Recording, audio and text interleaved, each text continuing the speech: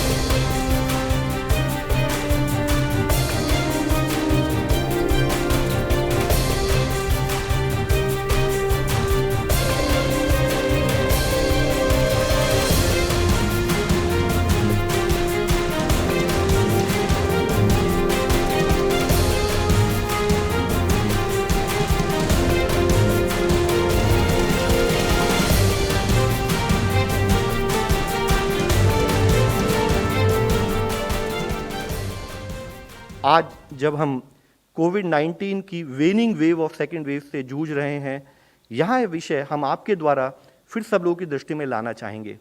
मैं कुछ media coverage ही आप लोगों के सामने हाईलाइट करना चाहूँगा, जिसमें क्लियरली दिख रहा है कि एक स्थाई पर, जिसे एक टर्म भी बोली गई है, रिवेंज ट्रैवल, कि लोग जो घर में बैठे थे, जो रेस्ट्रिक्शन का समय था, जब रेस्ट्रिक्शंस खोली गई तो कहीं पर एक अभिप्राय समाज में किसी वर्ग में यह है कि अगर रेस्ट्रिक्शंस खोल दी गई तो वायरस खत्म हो गया है।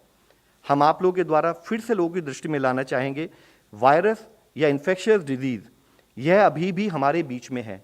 जरूरी है कि कोविड अप्रोप्रिएट बिहेवियर पर हमारा उसी स्थाई से, उसी स्तर से हमारा कार्य चलता रहे, नहीं तो हमारी एक भी भूल फिर से वायरस को हमारे बीच में फैलाने के लिए उसको एक मौका देगी। आप देखें जैसे हिल स्टेशंस में लोग बिना मास्क के घूम रहे हैं, बिना फिजिकल डिस्टेंसिंग के घूम रहे हैं, बाजारों में बिना फिजिकल डिस्टेंसिंग के घूम रहे हैं। यह ऐसा एक माहौल क्रिएट करेगा जिसमें अब तक जो gain in terms of management of Covid जो हमने लिए हैं वह फिर से नलीफाई हो सकते हैं, वह फिर से हम उसको भूल के फिर हमें एक और चैलेंज का सामना करना पड़ सकता है। हमें यह समझने की ज़रूरत है कि यह कंटिन्यूस बेसिस पर लड़ने वाली लड़ाई है और हम शुरू से हमेशा ये कहते आए हैं, help us to help you. हमें कम्युनिटी सपोर्ट की, आप सबके सपोर्ट की, आप सबके गाइडेंस की बहुत ज़रूरत है ताकि इस बीमारी से हम जूझ सकें। और हमें हमेशा यह समझना चाहिए कि वायरस अभी थका नहीं है, वायरस अभी भी हमारे बीच में है।